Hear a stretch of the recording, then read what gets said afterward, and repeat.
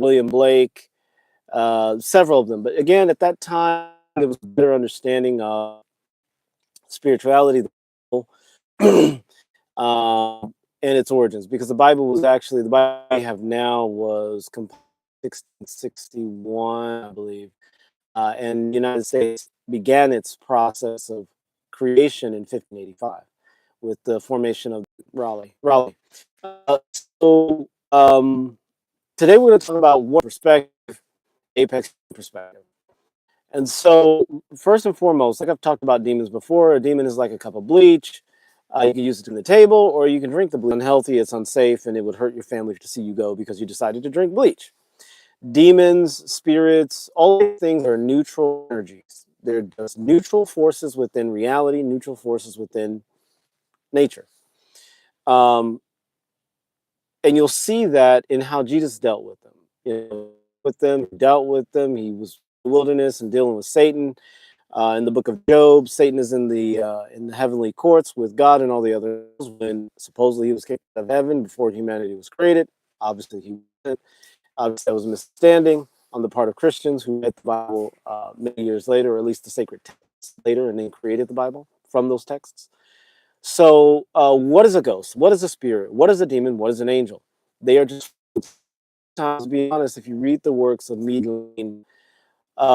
these are probably humans from civilizations that are just um, almost like one frequency over from us. The best way to describe it is like you have a radio dial and you have 600 AM and 99.1 FM.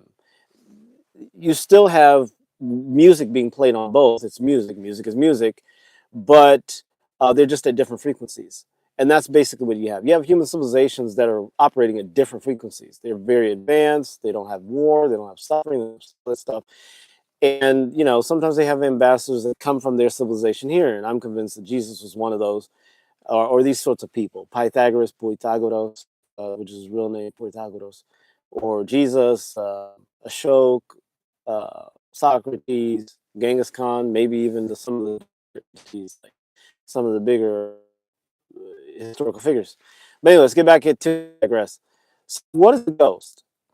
Um, you got to ask yourself, so ghosts. If you believe in ghosts, and I don't believe in ghosts at all, but if you believe in ghosts, well, then what happens to the mouse ghost? Like when a mouse dies, what happens to the mouse ghost? Are they like 100 trillion mouse ghosts floating around? The idea of ghosts, you kind of have to abandon that idea when you accept your apex humanity, because you have to use reason, logic, creative intelligence, and intrinsic virtue, a sense of virtue. And they floated around here forever. Now, we do know that there are different levels of consciousness, and that consciousness does not have its apex in the human form. Consciousness actually transcends humanity. It transcends all this stuff. So it's bigger than that. And we know that consciousness survives the body. It survives death. We know that. We don't believe it. We know it. Excuse me. We know it. Scientists are still trying to figure that out. So Kelly Reeves, thank you. I respect you too, Kelly Reeves. Thank you so much. All right. So thank you for those who are putting comments in the comment section below. Make sure you like this video if something serves you. So first of all, before we can talk about what a ghost is, what a demon is, what a spirit and an angel is, we have to first talk about what is consciousness. Consciousness is electrical current that is so advanced and so developed in such a high frequency that it is conscious of its own existence. That's it. God is just electrical current. Not electrical current, but God is the electrical force. But God is the electrical force. What animates everything? Everything is animated by electricity.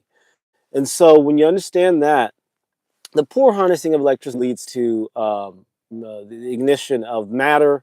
It leads to sparks and conductivity of the things, and it kills people and things like that.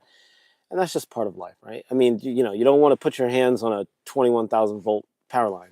You'll complete the circuit, and you will, you will complete the circuit, and you will complete your life. You will leave this world.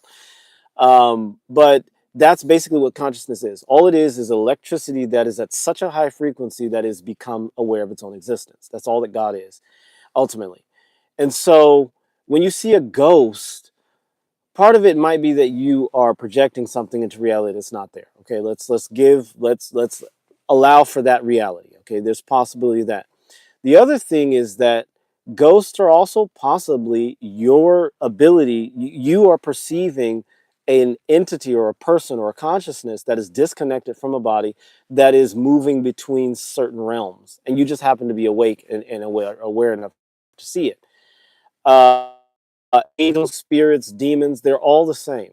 Demons, negative spirits, incubus, succubus, these sorts of entities, the only reason they are bad is because, like bleach, they operate at a frequency that goes contrary to your positive flow, your life.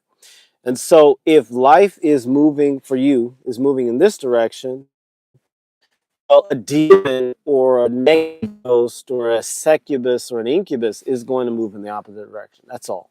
There are some people that resonate with succubus and incubus, or succubi and incubi. I think that's what the plural of them, or ghosts and spirits. And so their energy goes this way. The ghost and demon energy goes that way. And so there's nothing wrong with that. And they tend to be sorcerers and witches and warlocks and these sorts of people that can handle those energies. And they can actually help people and be useful to those. They can, if you want to be exercise a demon from your life or something, like, you can go to this person. They deal with demonic energies. They can communicate with that frequency, that signature, that electromagnetic signature, and they can help relieve you of an electrician or a plumber. You don't want to wire your house. You don't know, because you might be zapped. You might get electrocuted. So you go to an electrician who that work is good at it. The electrical work goes this way. The electrician's great joy goes this way, and so it works for them. And they can help you. The spiritual realm can deal with these entities, ghosts, spirits, all that stuff. Angels typically are going to function like, again, they're electromagnetic frequencies. That's all they are, is their signatures. And so, um, and I made